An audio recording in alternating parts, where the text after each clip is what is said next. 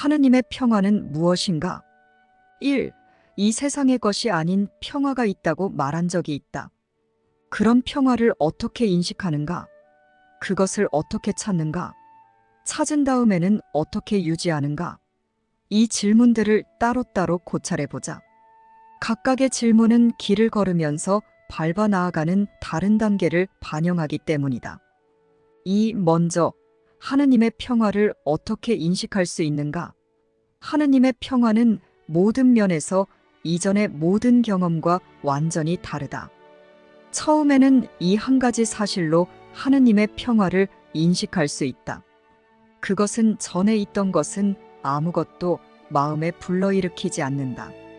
그것은 과거를 연상시키는 것은 아무것도 가져오지 않는다. 그것은 완전히 새로운 것이다. 그렇다. 그것과 그 모든 과거 사이에는 뚜렷한 대비가 있다. 그러나 이상하게도 그것은 진짜 다른 점들에 의한 대비가 아니다. 과거는 그저 슬그머니 사라져버리고 그 자리에 영원히 계속되는 조용함이 있다. 오로지 그것뿐이다. 처음에 지각된 대비는 그저 사라져버렸다. 조용함이 다가와 모든 것을 덮어버렸다. 3. 이러한 조용함을 어떻게 찾는가? 조용함의 조건을 찾아내려는 자는 그 누구도 조용함을 찾지 못할 수 없다. 하느님의 평화는 분노가 있는 곳에는 결코 올 수 없다. 분노는 평화가 존재한다는 사실을 부정할 수밖에 없기 때문이다. 어떤 식으로든 어떤 상황에서든 분노가 정당하다고 보는 자는 평화가 무의미하다고 선포하는 것이다. 그는 분명 평화가 존재할 수 없다고 믿을 것이다. 이런 조건에서는 평화를 찾을 수 없다. 그러므로 용서는 하느님의 평화를 찾기 위한 필요 조건이다. 더 나아가 용서가 있는 곳에는 분명 평화도 있다.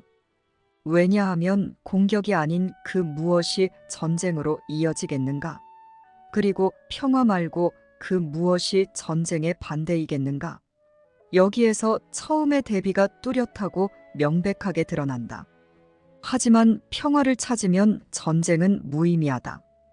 이제 존재하지도 실제도 아니라고 지각되는 것은 바로 갈등이다. 4. 일단 하느님의 평화를 찾았으면 그것을 어떻게 유지하는가? 어떤 형식으로든 분노가 돌아오면 다시 한번 무거운 커튼이 드리우고 평화가 존재할 수 없다는 믿음도 어김없이 돌아올 것이다. 전쟁이 다시 유일한 실제로 받아들여진다. 이제 너는 다시 한번 칼을 내려놓아야 한다. 비록 내가 이미 칼을 다시 집어들었음을 알아차리지 못할 수도 있지만 말이다. 하지만 이제 내가 아주 어렴풋이나마 칼 없이 어떤 행복을 누렸는지 기억함에 따라 너를 방어하려고 칼을 다시 집어들었음을 배울 것이다. 이제 잠시 멈춰 다음에 대해 생각해보라. 갈등이 과연 내가 원하는 것인가? 아니면 하느님의 평화가 더 나은 선택인가? 어느 것이 너에게 더 많이 주는가? 평온한 마음은 작은 선물이 아니다. 죽겠다고 선택하느니 차라리 살지 않으려는가? 5. 삶은 기쁨이다. 그러나 죽음은 단지 울 수만 있다. 너는 내가 만든 것에서 벗어날 탈출구를 죽음에서 본다. 하지만 너는 죽음을 만든 것은 너 자신이며 죽음은 단지 끝이라는 환상에 불과하다는 것을 보지 못한다. 죽음은 탈출구일 수 없다. 생명은 문제가 놓여 있는 곳이 아니기 때문이다. 생명에는 반대되는 것이 없다. 생명은 곧 하느님이기 때문이다. 생명과 죽음이 서로 반대처럼 보이는 이유는 내가 죽음이 생명을 끝낸다고 결정했기 때문이다. 세상을 용서하라. 그러면 너는 하느님이 창조하신 모든 것에는 끝이 있을 수 없으며 하느님이 창조하지 않으신 것은 아무것도 실제가 아님을 이해할 것이다.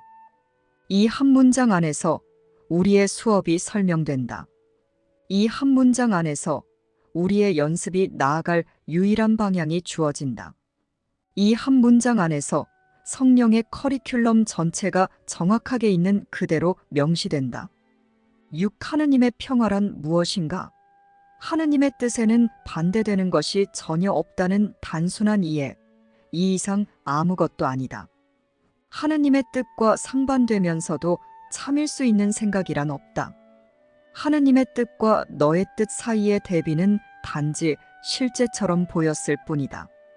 진실로 갈등이란 없다. 하느님의 뜻은 내 것이기 때문이다. 이제 하느님의 막강한 뜻은 하느님이 너에게 주시는 선물이다. 하느님은 그것을 혼자 간직하려 하지 않으신다. 너는 왜 하느님과 떨어져서 너의 작디잡고 덧없는 상상물들을 간직하려 하는가? 하느님의 뜻은 하나이고 존재하는 모든 것이다. 그것은 내가 받은 유산이다. 해와 별 너머의 우주와 내가 상상할 수 있는 그 모든 생각은 본래 내 것이다. 하느님의 평화는 하느님의 뜻을 위한 조건이다. 하느님의 평화를 얻어라. 그러면 너는 하느님을 기억하게 된다.